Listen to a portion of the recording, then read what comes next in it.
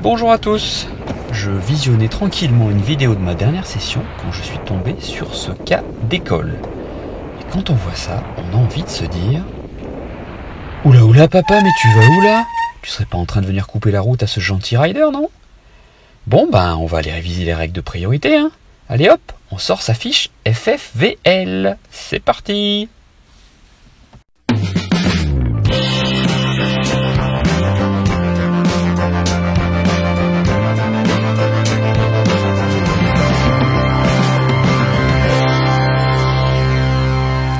Bon, pour le moment, ce bord se présente plutôt bien, le plan d'eau est dégagé.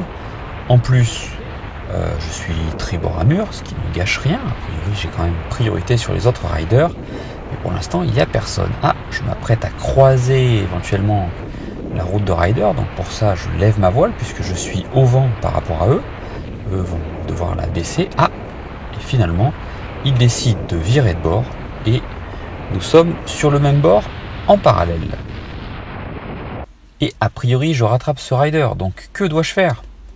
Réponse A, je le double au vent en lui faisant une queue de poisson. On est là pour se détendre quand même. Réponse B, je klaxonne parce que, a priori, j'étais tribord à mur avant lui. Réponse C, je mets mon kite dans ses lignes et je largue mon aile pour lui donner un petit peu plus de puissance. Réponse D, je vire de bord ou je me déroute sous le vent.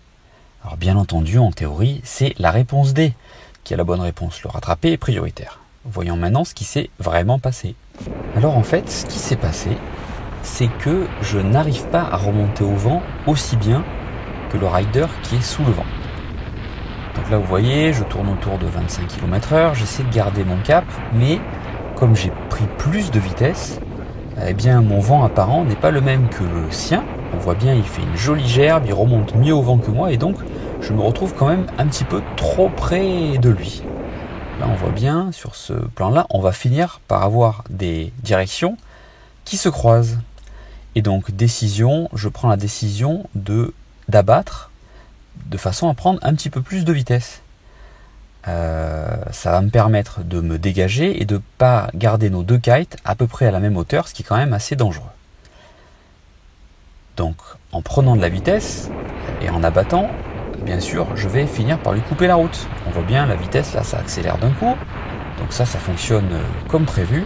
Par contre, c'est vraiment pas le moment de se prendre une pelle. Je me fais quand même un petit peu bouger par le clapot.